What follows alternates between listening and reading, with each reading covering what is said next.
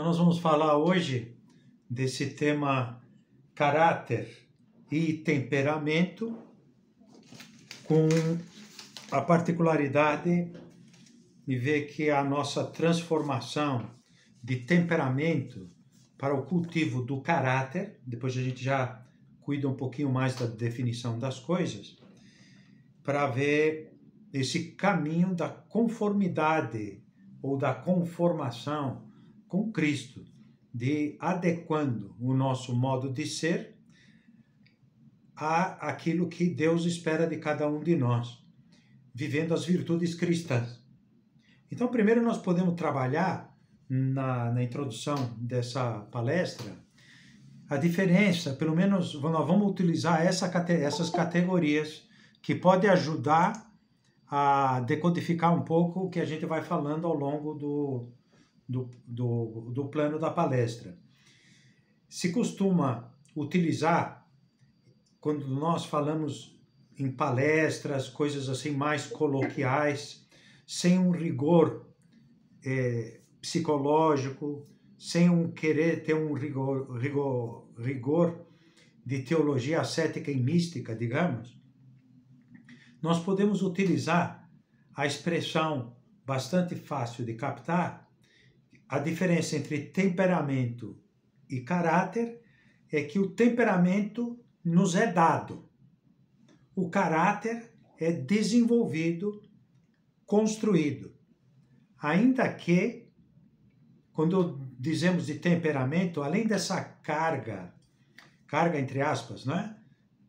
Aspectos orgânicos, psicológicos, que nós herdamos dos nossos pais, evidentemente, uma pessoa que nasceu em Curitiba, por exemplo, que em geral tem um temperamento um pouco mais, mais flegmático do que a maior parte do país.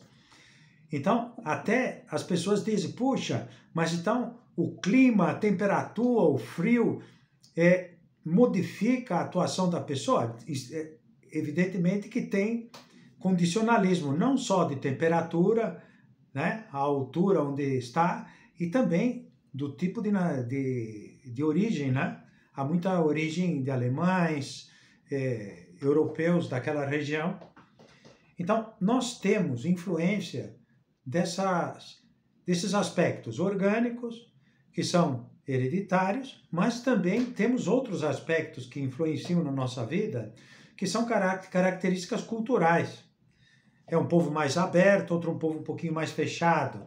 São pessoas que são mais diretas ou são mais mineiras na maneira de conduzir as conversas.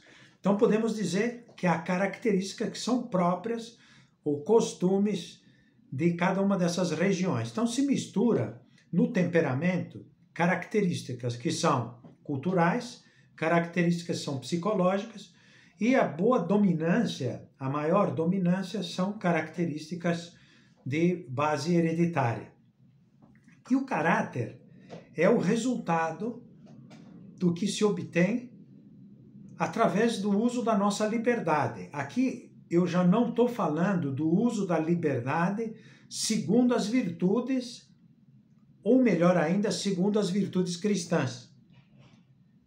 Nós podemos usar a liberdade da forma que a nós nos apeteça, mas se nós temos princípios e orientações de vida cristã, nós vamos procurando moldar as nossas tendências instintivas e quase que não livres, nós vamos moldando com as nossas atitudes, e daí vão formando os hábitos, costumes. Virtudes, elas são orientadas para o bem. A virtude é aquele hábito bom que nós adquirimos e cria uma facilidade para agir de uma determinada forma.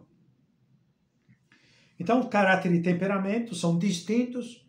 O temperamento nos é dado, vamos fazer um reducionismo aqui, e o caráter é construído fruto do uso da nossa liberdade através de escolhas que nós vamos fazendo.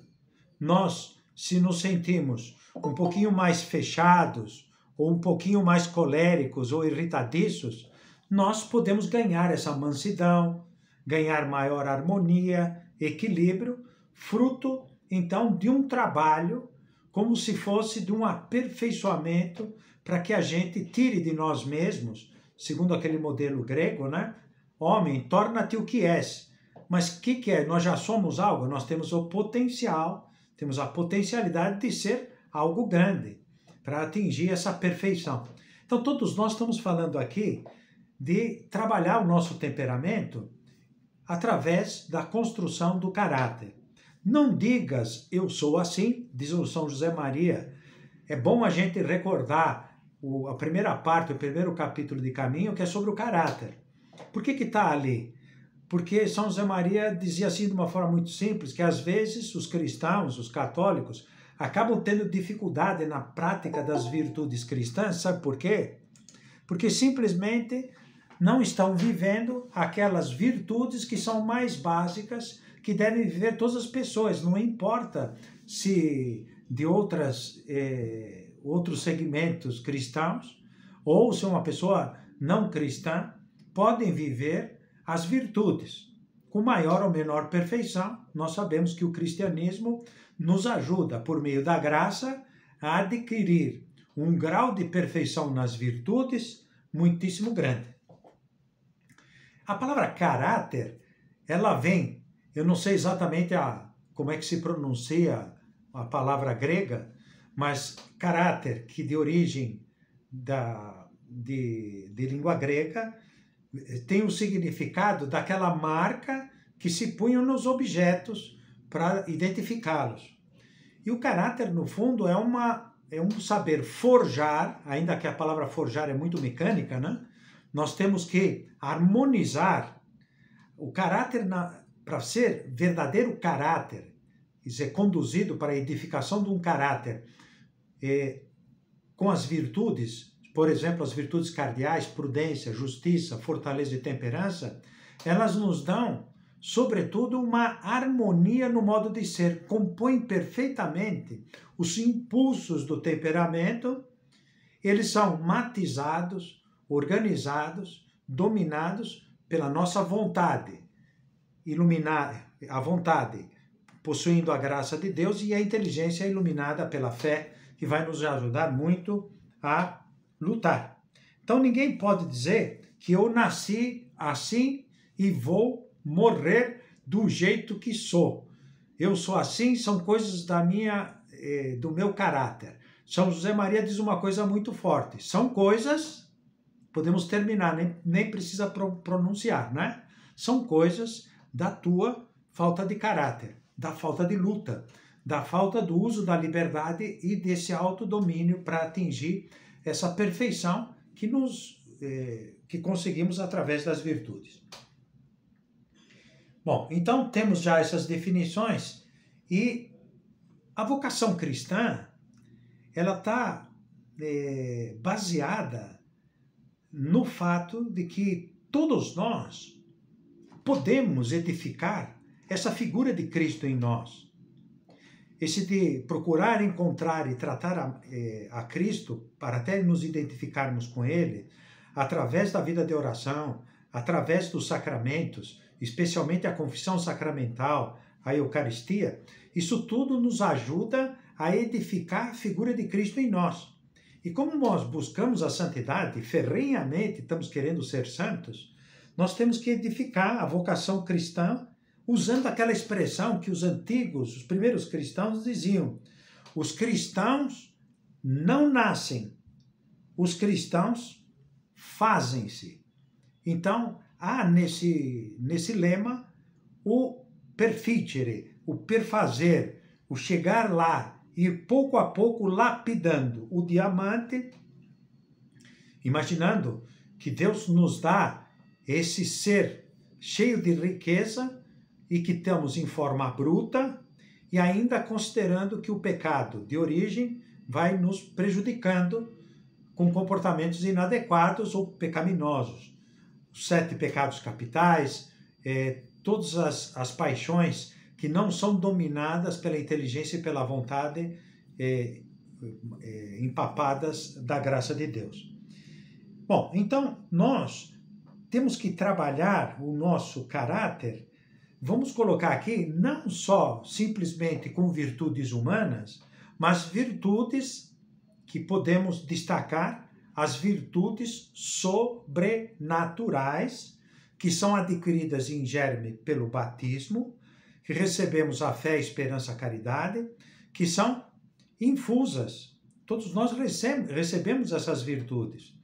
E com certeza nós podemos praticá-la, ir aumentando e crescendo na fé, crescendo na esperança, crescendo na caridade, não só à base de braços, mas à base de conquistar a graça de Deus, pedindo: Senhor, aumenta a minha fé, aumenta a minha esperança, aumenta a minha caridade, fortaleça a minha vontade, me ajude a dominar meu temperamento. E assim, com a ajuda da graça, sim, somos capazes de caminhar em busca da santidade, procurando a imitação de Cristo nas nossas ações. Os cristãos, então, não nascem, fazem-se. E aí nós podemos pensar que o primeiro passo para essa, como nós colocamos no subtítulo, eu depois acrescentei o caráter e temperamento, o caminho da transformação cristã. Nós podemos também utilizar o matiz da palestra, podemos falar assim, do temperamento ao caráter para a nossa transformação em Cristo.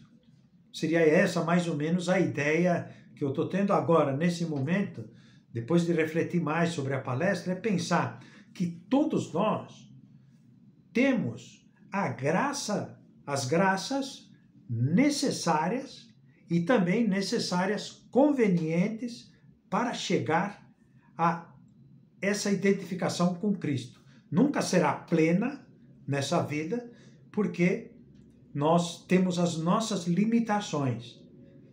Nós sabemos que a pessoa que mais,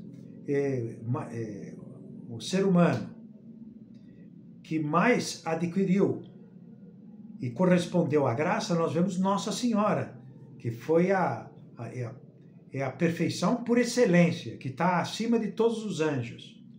Antes da Trindade e antes da humanidade, ela vem depois da humanidade santíssima de Cristo. E depois aí todos os anjos e toda a criação. Atingiu o máximo de perfeição uma pessoa humana, que está lá na intimidade da Trindade, que é Mãe de Deus. O primeiro passo, não poderia ser outro, mas o primeiro passo dessa transformação em Cristo vem a ser conhecer-se. O ponto de partida é o conhecimento próprio. E esse conhecimento próprio, requer, não é preciso conhecer psicologia, não é preciso aprofundar-se nos modelos de temperamentos como Heymann, como Kelsey, sei lá. Há uma história dos modelos de temperamentos que são praticamente, que vem lá desde os antigos gregos. Platão já tratava disso daí, se não antes. Vem se costurando esses modelos de temperamento, mas os 4 temperamentos básicos estão aí. Mas não é preciso pensar no melancólico, no colérico, no flegmático.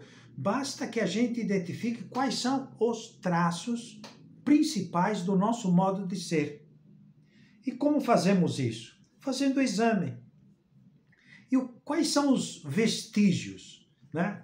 Em filosofia a gente diz que a essência se conhece pelos acidentes. O acidente não vai pensar que é uma batida de carro. O acidente são características, quando a gente diz que na transubstanciação, os acidentes do pão, isto é, os aspectos externos de tato, cheiro, gosto, etc., permanecem, mas a essência, a substância, eu estou usando como sinônimo uma coisa e outra, os filósofos de plantão depois me corrijam. Depois, né? Porque hoje pode falar aqui no meio já vai dar confusão. Os acidentes são aqueles aspectos externos que faz assim, que o cachorrinho é cachorro porque ele faz au au, e o gato é gato por causa do miau. Então tem uma diferença. Os acidentes são as coisas externas, as manifestações externas. Então, pelas manifestações externas, nós vamos descobrindo qual é a nossa interioridade. Eu sou mais explosivo, sou muito mais melancólico.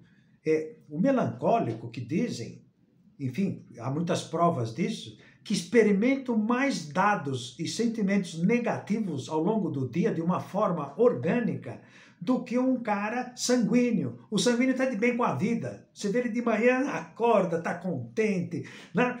Conta piada e tal, e o outro cidadão lá melancólico, até acelerar, já imagina uma esposa colérica e o cidadão melancólico logo de manhã. Então, por isso criam essas confusões, né? E conhecer o temperamento ajuda muitíssimo a luta. Sugestões práticas, em vez de enveredar por essas categorias que eu andei falando, é verificar coisas que nós falamos ou deixamos de falar que nos desagradam e nos custam. Ver pelas coisas que nós nos arrependemos, vão indicando traços do nosso modo de ser, porque eu sou mais impulsivo, eu sou mais recatado, mais fechado. Examinar a linha que seguem habitualmente as nossas omissões. Então já digo assim, primeiro, tendências do modo de falar, do modo de agir, pode ser mais ativo, menos ativo, mais explosivo, menos explosivo, mais cerebral ou menos cerebral, e qual a linha das nossas possíveis omissões. Quando é que elas ocorrem mais? É uma pessoa mais temerosa, mais medrosa, mais difícil de externar as opiniões, fica mais em cima do muro. Analisar aquilo daqui nós temos que nos arrepender e nos desculpar com mais frequência. Puxa vida, desculpe. E normalmente desculpe é porque nós temos uma cabeça, é como dizem alguns dos gurus de administração, usam a seguinte expressão para determinados tipos de líderes e chefes, né? Que dizem que há pessoas que são como um martelo. Pessoas que são como um martelo. Então a analogia são pessoas muito duras, muito incisivas, repetitivas e que machucam. Que todas as pessoas que são como um martelo só veem os problemas como pregos. Então só sabem bater para enterrar o prego numa mesa. A metáfora mostra aqui em inglês fala do tough-minded, aqueles caras totalmente focados, buscando resultados, não querem saber de outra coisa senão as coisas objetivas, e aí nós temos uma questão de temperamento que precisa ser matizada pelas virtudes da mansidão, da moderação, da prudência e assim por diante, da caridade sobretudo, porque se faltar a caridade, gente, o nosso temperamento, para dar certo e virar um bom caráter, vamos falar, pode ter o mau caráter e o bom caráter. Aí são as distinções. A pessoa que, em vez de corrigir o temperamento, vai aproveitando o temperamento para fazer ações que não são boas. Persegue outro tipo de resultados. Mas com a caridade, ela ajuda a que o nosso temperamento se assemelhe a Cristo e se aproxime de Deus. E nós teremos as virtudes segundo a cor, o modo, o jeito de fulaninho de tal, mas com a virtude da caridade, que cada um tem o seu estilo, seu modo de ser. Investigar a causa dos nossos conflitos com esposa, com filhos, e nós podemos aí identificar nossos defeitos ou nosso temperamento que está por detrás dessas condutas que acabam dando resultados ruins, ou crises, conflitos familiares ou no trabalho. Identificar também outra linha onde procuramos e encontramos normalmente as nossas alegrias ou os nossos desgostos. Bem, isso daqui é uma tarefa de exame, uma tarefa que todos nós podemos melhorar, podemos desenvolver. Agora, nós sabemos que o temperamento, por incrível que pareça, nos arma um monte de ciladas, o temperamento. Vamos ver quais são os riscos do temperamento. O temperamento nós sabemos que simplesmente nos é dado. Somos de um determinado tipo de modo de reação, de jeito de ser. Mas, às vezes, uma pessoa se convence que aquilo, sendo uma boa qualidade, uma boa tendência, se especializa naquilo e se acha que aquilo é virtude. Não há temperamentos bons ou temperamentos ruins ou maus, mas simplesmente é preciso ver como é que nós podemos orientar esse temperamento para condutas melhores. Vamos ver aqui. O temperamento, ele é parcial. Por exemplo, se eu sou uma pessoa impulsiva e eu valorizo a proatividade e a capacidade de iniciativa, eu vou achar que tudo que eu faço para bem, que é para a construção de coisas positivas e deixamos mais coisas realizadas no mundo. Só que nós olhamos para trás, quantas pessoas estão quebradas? Quantas pessoas que nós ferimos? Por causa da busca dos resultados. Não, mas os resultados são importantes. Nós podemos ter aqui um princípio orientador muito interessante. Ainda que a gente tenha razão para agir de uma determinada forma, nunca se justifica faltar à caridade. A caridade é a maior e a mais importante das virtudes. Então tem que haver uma composição de duas coisas. Agir com razão e, ao mesmo tempo, com a virtude da caridade. Isto é, nenhuma virtude será verdadeiramente virtude se faltar a forma da virtude, a essência, que é a caridade. Com caridade, que é amor a Deus e amor ao próximo, se pode corrigir perfeitamente as pessoas, se pode falar a verdade, mas respeitando o modo, a maneira, o momento, a oportunidade de se fazer uma correção. Então, o temperamento, ele é parcial porque ele se especializa na conduta mais fácil para nós, a mais imediata, porque ele é especializado, o temperamento. Especializado porque nasceu com aquela vertente. O temperamento também é exclusivista. Não tem essa flexibilidade que nos dá o matiz. Digamos, a virtude da ordem não é uma virtude importante? Nós temos que fazer as coisas com uma escala de valores. Mas, se eu fiz a minha ordem disciplinado para atingir resultados, mas eu vejo que eu preciso me desorganizar para atender uma necessidade de outra pessoa, eu estou passando de um nível de ordem especializado para um outro nível de ordem mais elevado, que é a ordem da caridade. Então eu tenho que ter essa capacidade de flexibilidade para passar, porque senão eu estou dominado pelo temperamento. Uma pessoa irascível, por exemplo, está sempre vendo o lado errado do que as pessoas estão. E, de fato, pode estar errando. Mas não se justifica que tenhamos o nosso ânimo sempre nervoso diante das coisas que são imperfeitas. Nós temos que moderar o nosso gênio. E depois, o temperamento também, ele se manifesta, é ambivalente. Ambivalente porque ele pode, do jeito que nós somos, ter ações boas e ações ruins. É preciso ver a oportunidade de cada uma dessas ações. Bom, uma pessoa, a gente chama de temperamental, assim, de uma forma coloquial, é uma pessoa que varia. É uma pessoa que não tem o domínio das suas paixões, dos seus sentimentos, das suas emoções, não as canaliza segundo uma ordem de valores, especialmente da ordem da caridade. Bom, então, nós podemos seguir aquele princípio que São José Maria fala lá no ponto de caminho. O caminho é muito bom para a gente meditar, no ponto 225. Ele diz uma frasezinha pequena que me chamou a atenção.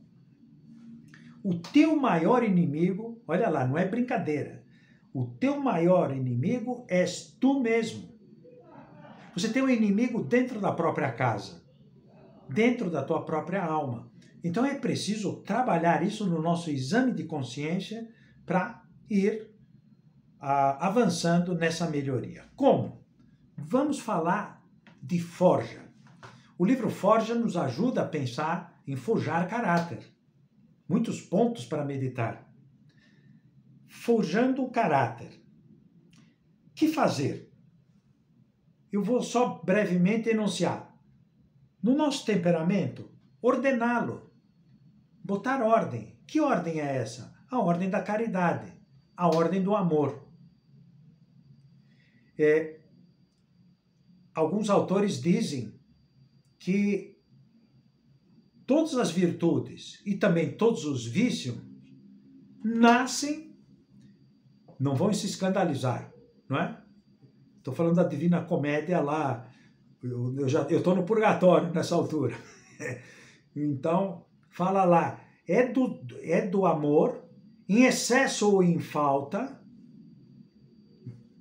que nos leva a aderir às nossas ações. E as nossas paixões, se são dominantes, o amor, enfim, o amor excessivo à própria valia, ao próprio eu, te leva à soberba, ao orgulho, ao amor próprio ferido.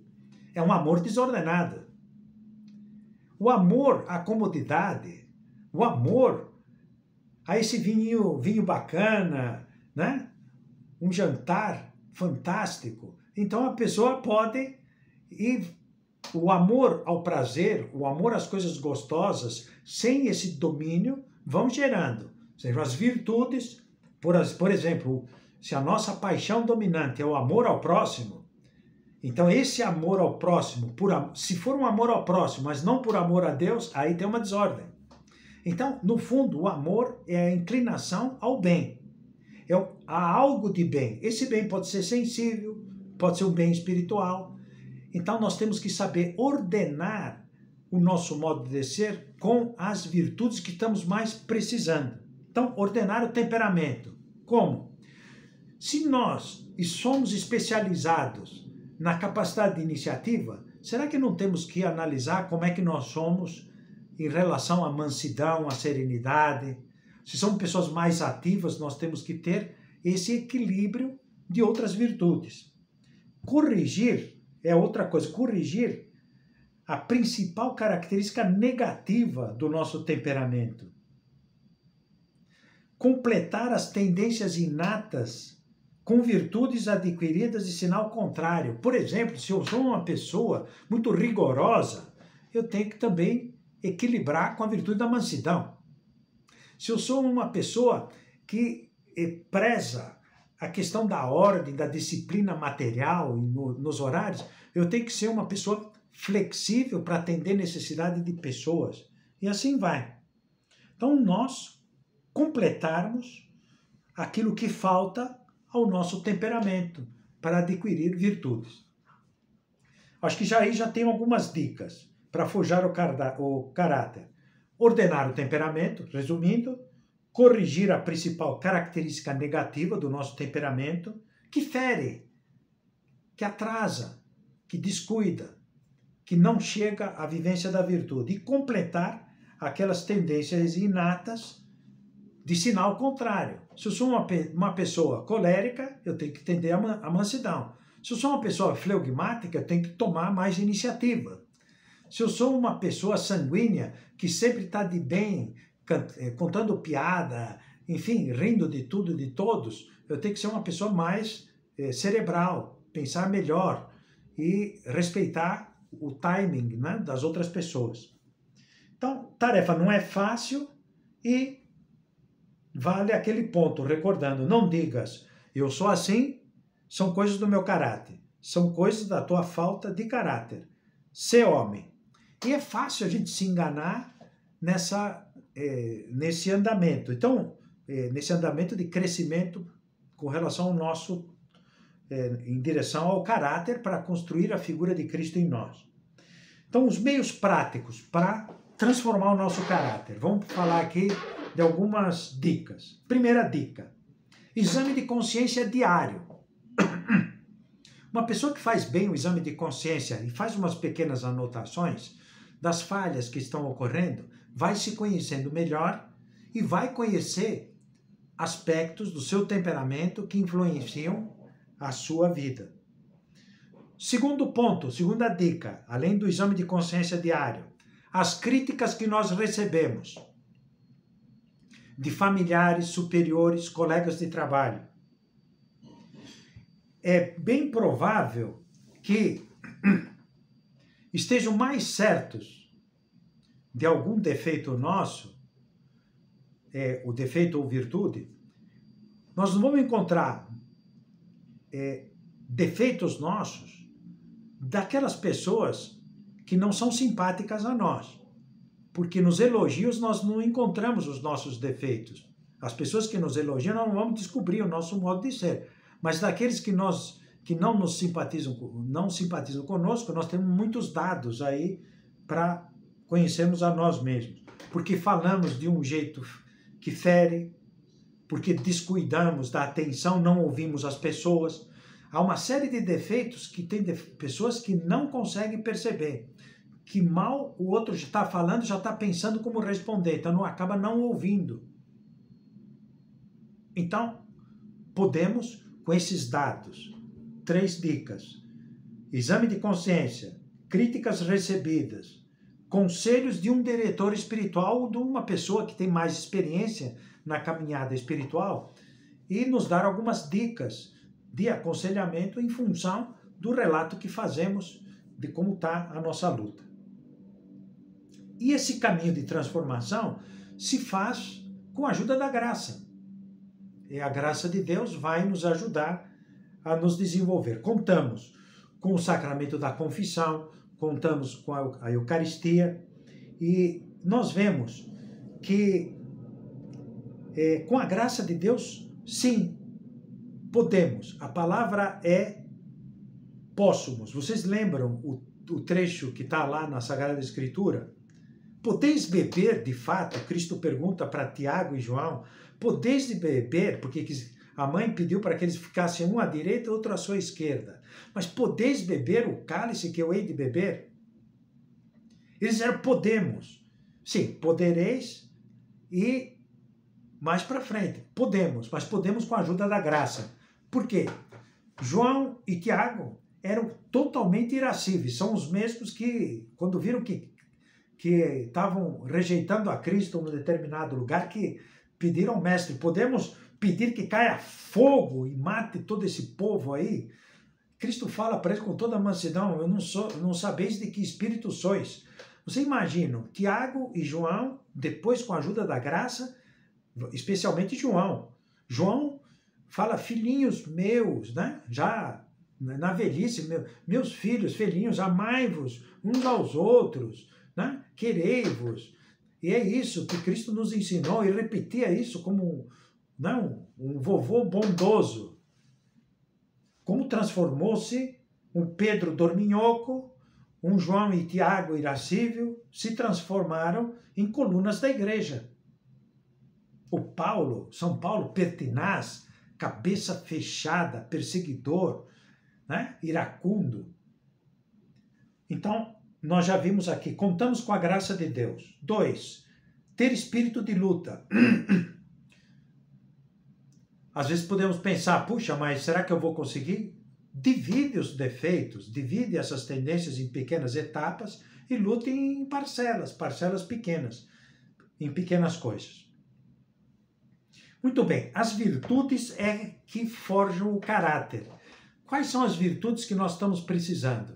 O nosso exame de consciência vai nos ajudar, uma direção espiritual vai nos ajudar, uma conversa com aquele amigo que já está há mais tempo fazendo oração, que tem mais tempo de caminhada em termos de exame de consciência.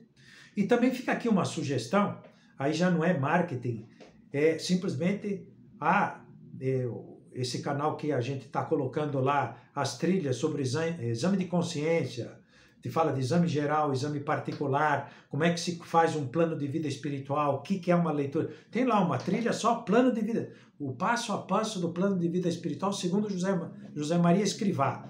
Para quem quer pegar vídeo, assiste lá, na sequência e vai pondo em prática.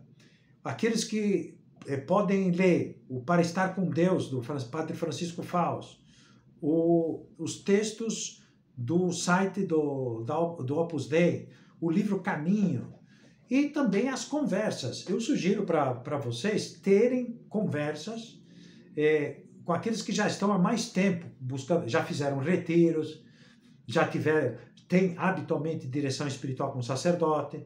Então, essas pessoas podem dar-nos dicas, e também com um sacerdote que vocês conheçam por aí, enfim, pode ser com leigo ou com sacerdote. Eu digo para aconselhamento espiritual ou acompanhamento espiritual. O sacramento da confissão é o sacramento que exige o sacerdote.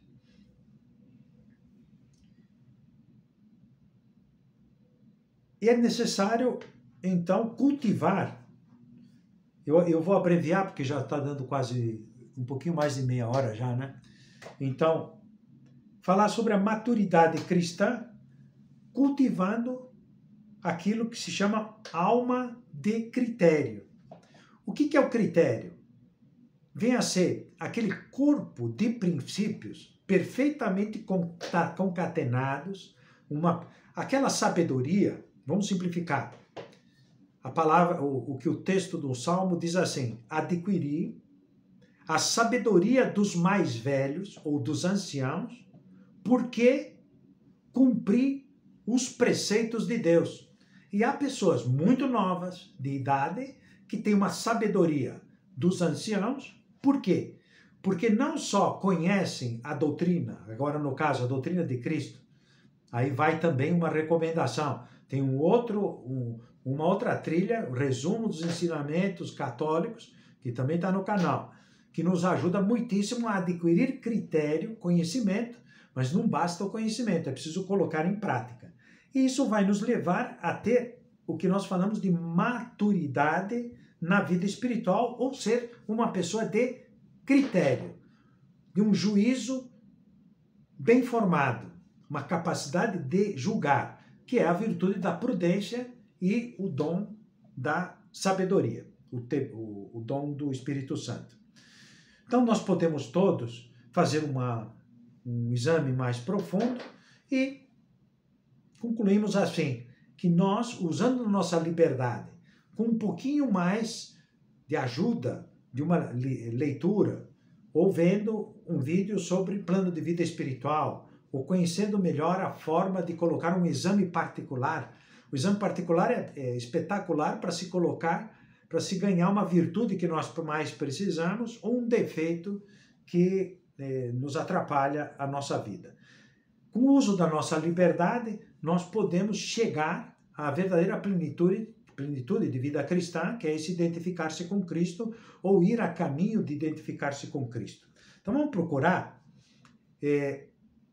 tendo em conta que nós podemos crescer fortemente na vida espiritual, definir um mínimo de práticas de piedade que nos ajudem nesse processo.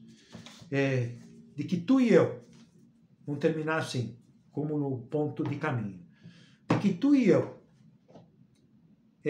procedamos como Deus quer, depende de coisas muito grandes. E há coisa tão grande como a vida espiritual, como ganhar o céu. Então todos nós podemos colocar o exame de consciência como ponto principal, não desleixar no nosso exame de consciência.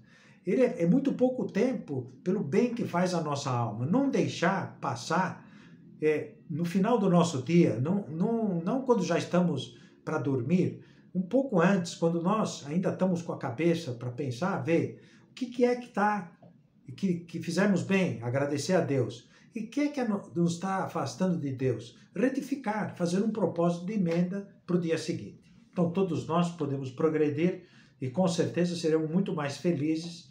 Isso nos ajudará também a ser muito apostólicos e fazer muito bem a nossa volta. Muito bem, pessoal, então terminamos aqui e fica aí para um tempinho para comentários, dúvidas e talvez, enfim, algo que a gente queira comentar de algum episódio, né, que possa ajudar os outros, né? Tudo bem?